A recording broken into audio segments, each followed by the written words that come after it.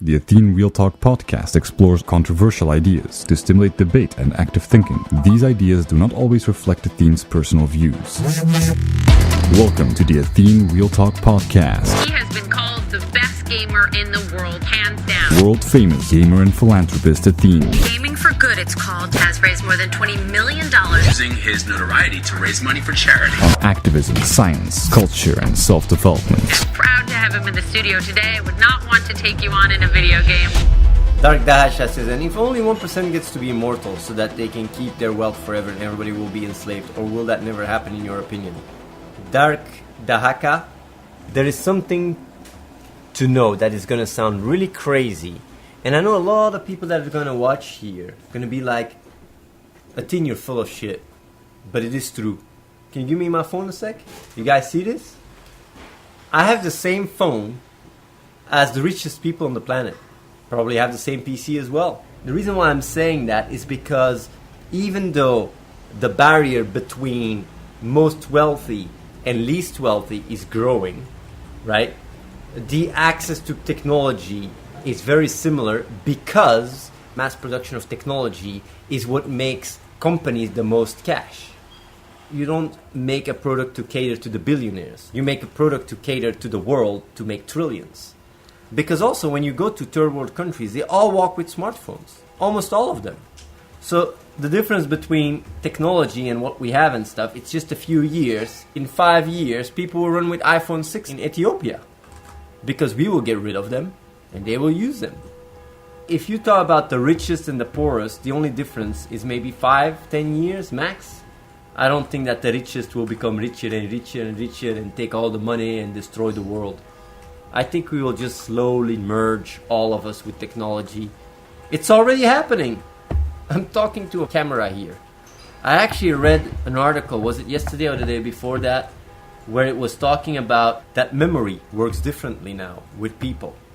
That people remind them more where to find the information rather than the information itself. While back in the days, it used to be the other way around. But because of our ability to just click and find the access information, our brain starts processing information differently. That's how the world works. It moves and it adapts and it changes. Liminoflux says, what about military tech? How long does that take before it comes to us? Never. No. A lot of the technology we have is because of military usefulness. Look at drones. We're going to start seeing commercial drones all over the place. Even military. Money talks more than anything. Even more than military. Money owns military. And if you can bring your product to billions of people, you're going to make a lot more cash than if you can just sell it to the government. All this crazy conspiracy and stuff.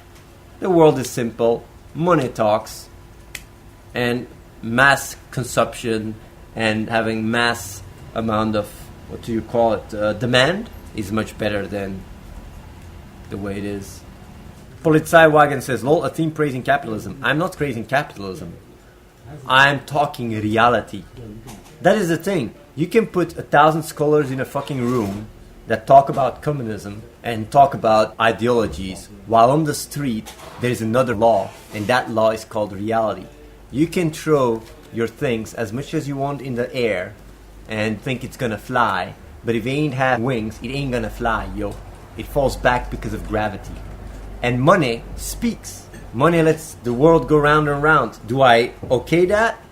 I don't say it's good or bad. I'm just saying that's the reality. And the earlier you accept that, the earlier you start realizing that the best way of moving forward is by looking at reality for what it is, embracing it, and working with it. That's why I'm not a hippie commie, because it's less effective. People are the way they are, and you can have as much of a moral agenda as you want. At the end of the day, it's reality that defines how the world works and how the world moves forward, and your morality and values will not help you in overcoming reality when it's in your face. And that's why when people go like, oh, I don't give a shit about kids in Africa or whatever, if it happens with your own kids, it's a totally different story. People are shaped by their experiences and their emotions and their impulsivity, and the more you see the world for what it is, the easier you can contribute to it without any remorse or guilt or whatever. Drugs money, for example. You think I give a shit about drugs money? If I can save 1,000 kids with drugs money, someone comes with drugs money and says, like, here's drugs money. I'm not going to go like, oh, you can't give the drugs money because it's blood money. No, I will just say like, okay, help those kids. Moral compasses and moral values that disable you from doing good is just a limitation. The real higher moral ground is not following your morals and your values, but it's doing what is best, no matter your values and your morals. Polizei Wiggins says, lol, you're talking shit, Athene. You're destroying other people's lives with drug money for saving other people's lives. That's not the answer, Athene. If someone leaves a bag in front of my door, says, for Save the Children, drugs money, $10,000. I go downstairs, I see it. What are you going to do? Am I going to throw it away? Am I going to burn it? Whether it's drugs money or not? I just give it to the kids and it saves people. That's the reality. That's the practical consequence. A lot of people do not realize that reality overrides your morals and values. If one of those 20,000 kids was your child, you would not just take that drug money, you would sell the drugs yourself. But it's something very important for people to realize. Sometimes you wonder, how did this guy do what he did? How? Then they put it in the movie, and then suddenly it's badass. Like, for example, Breaking Bad. Everybody goes like, yeah, man, this guy's a badass. Like, people are simple. People are emotional, impulsive. You put it in a story, you make it look a little bit personal and identifiable, and suddenly it's all fine. Suddenly you understand and you can completely identify with the bad guy. Most of the time, when they show people movies where you also have someone that is a bad guy, people will have more connection with the bad guy, with the antagonist, than with the hero. Because people can identify more with mistakes, because we have mistakes. Nazbook says, Athene, you raised 20 million. Fine. No. It's not just that I raised more than $20 million. When you look on the internet, I'm the biggest philanthropist. That's important to know. Online. That's a big achievement, because the internet is big. Would you work with rich people? You would do that every single day. But looks like you're not smart enough to find that out. Okay, Nazbook, maybe you do have a point. Maybe if I would work with the Bill and Melinda Gates Foundation, I would be able to raise $20 million through the Bill and Gates pledge and convince rich billionaires to pledge, and I only have to do it once, and that's already $1 billion or $5 billion or $10 billion. But my goal is not to raise money for charity. My goal is to inspire a younger generation to do what's right, and even more so, try and grow this group of activists. And right now we are here with 13 people, so it's been working. So I do think that I'm doing what is most efficient, because we'll be able to even do more and more and more. Yeah, my goal is not to raise money for charity. My goal is to inspire people, because that ripples and goes a much further away than just the money we raised. If it wasn't for what we have done, the gaming world would be a lot less charitable than it is today.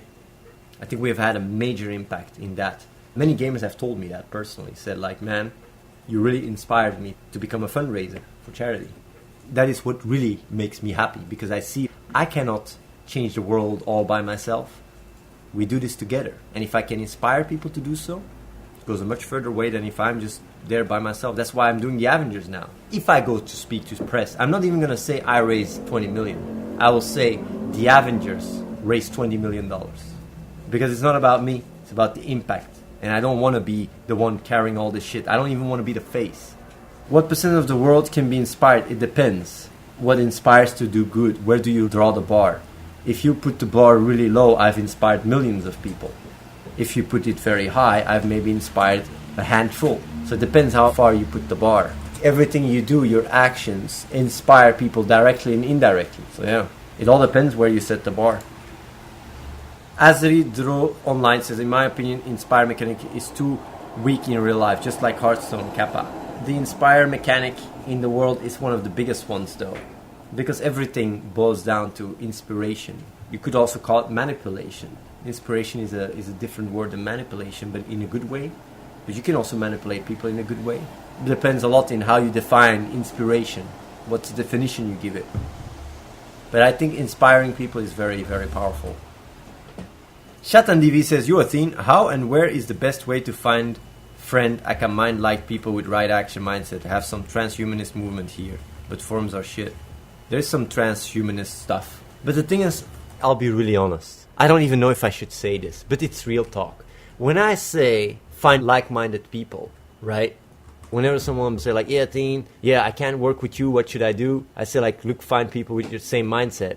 But the thing is, when I say that, it's not what will bring you the most effective fruits, to put it that way. It's what will help you grow as a person. Because if you find like-minded people and you figure out like this is not working, it's actually a really good mirror. And what I mean with that is if you're inconsistent on a deep level and you have emotional fixations and you try to, for example, transhumanism, that's my thing, transhumanism. And then you find another person with transhumanism, it's inconsistent.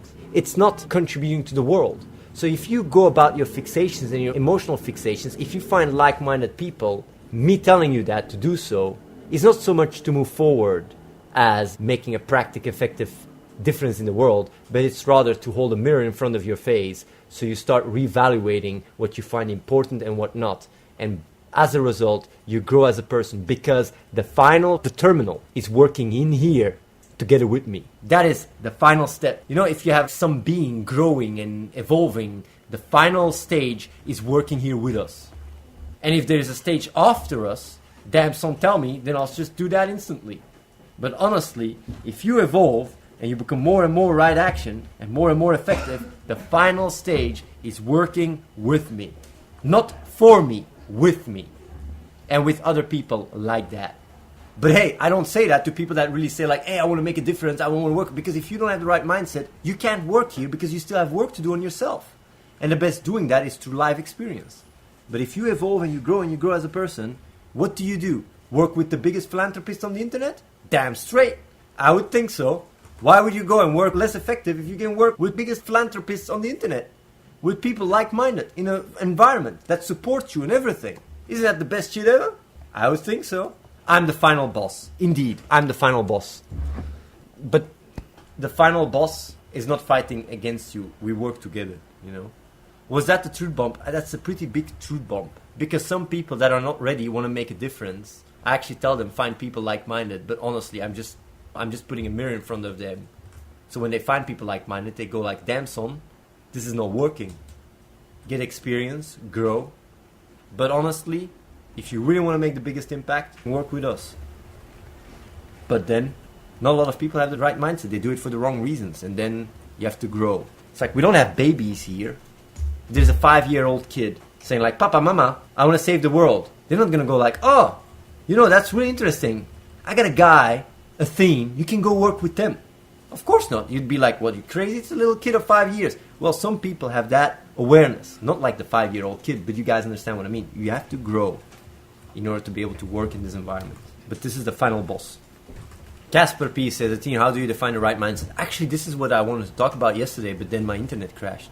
These are the questions I ask to people that contact me. We'll give you a little idea of what is the right mindset. Okay, my talk points are, do you really know what you want? Because if you don't really know what you want, you got to figure that out first. That's a very important question. Most of you guys don't really know what they want. They go like, I want a hot girlfriend. Then they have a girlfriend. They go like, I want another girlfriend. Then they get another girlfriend. They go like, I lost my previous girlfriend. I want her back. Most people don't know what they want in their life. It's like, I want a lot of money. They get a lot of money. I'm still unhappy. I want even more money. Still unhappy. I'm depressed. I'm going to take drugs. People don't know what they want. So figure out what you want. That's really important. It's a very important thing. How responsible are you as a person? Obviously. If you're irresponsible, you go like, you know what? I know there's a lot of bad things in the world, but you know, I don't give a shit about my actions and all that shit. You ain't going to work here either. Why do you want to work with us? Obviously, want to know why you want to work with us. Maybe you go like, yeah, I really want to work with you because, you know, you're Athene, you're the best gamer in the world. I love games. And I go like, okay, thank you, goodbye. Right action mindset and what actions? So if you have the right mindset, how does it translate in your life, in your daily life? If you go like, yeah, I'm really right action minded. What do you do in your life? Play video games. What else? Play video games. You say you're right action minded. Yeah, I got right action mindset. So what is the actions from that right action? Play video games. Thank you, goodbye. Vegetarian? Are you a vegetarian or not? If not, why? I don't mind people not being vegetarian. Actually, different people here were not vegetarians. Validation seeking mentality? Also something that is a very big issue. If you are validation seeking because you didn't get enough love from your papi and your mommy and you still want that love indirectly, you go like, oh, maybe Athene is my papi or my mommy.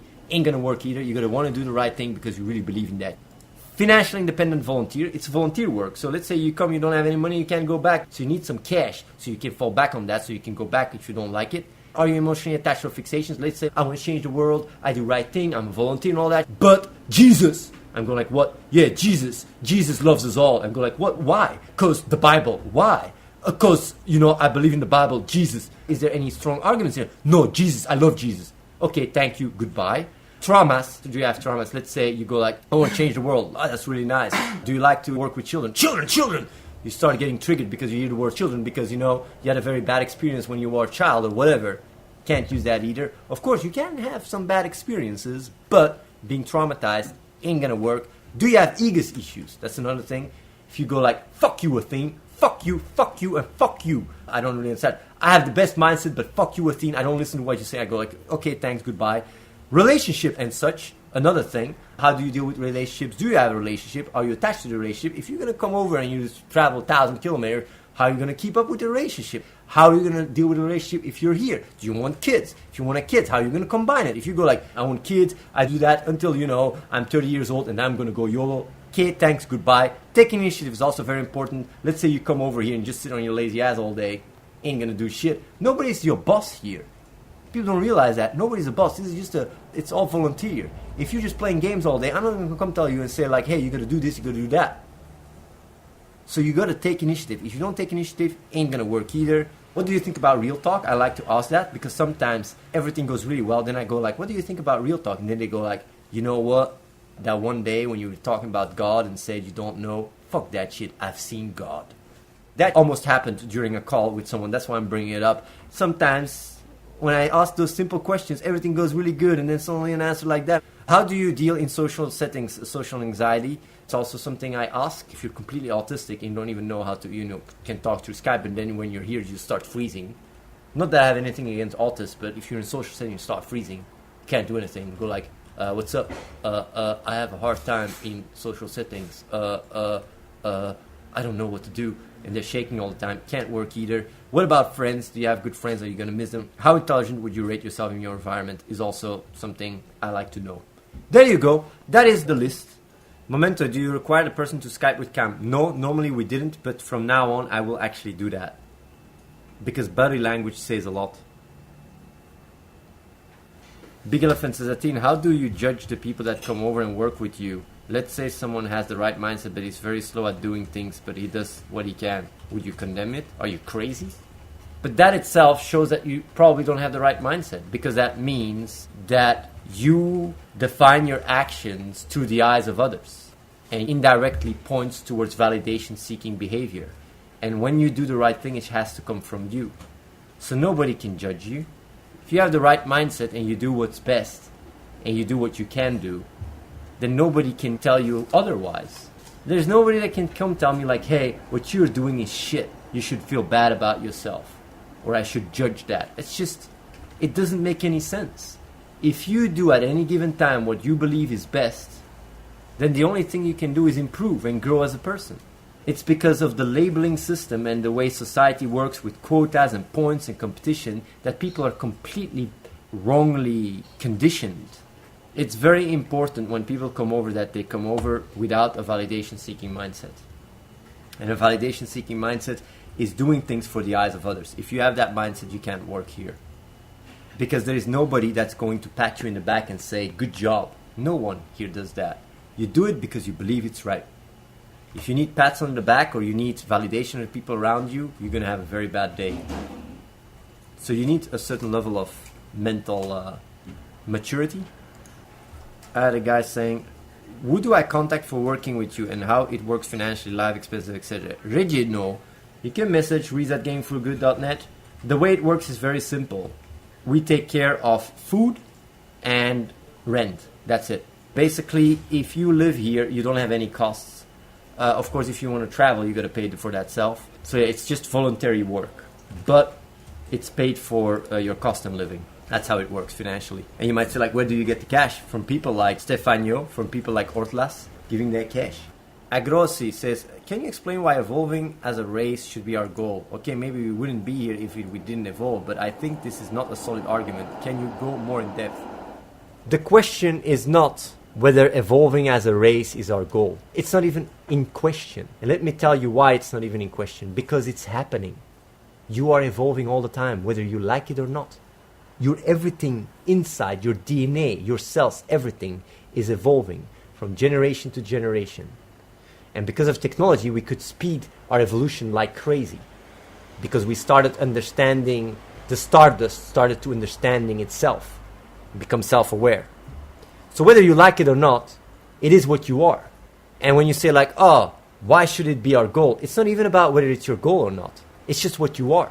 It's like telling me, why should our goal be alive? Why should it? It's a very weird question to ask. It's like, you are alive, that's what you are. Why should we be conscious? It's what you are. What am I supposed to say to that? It's just what you are. Whether you want it or not, that's what you are.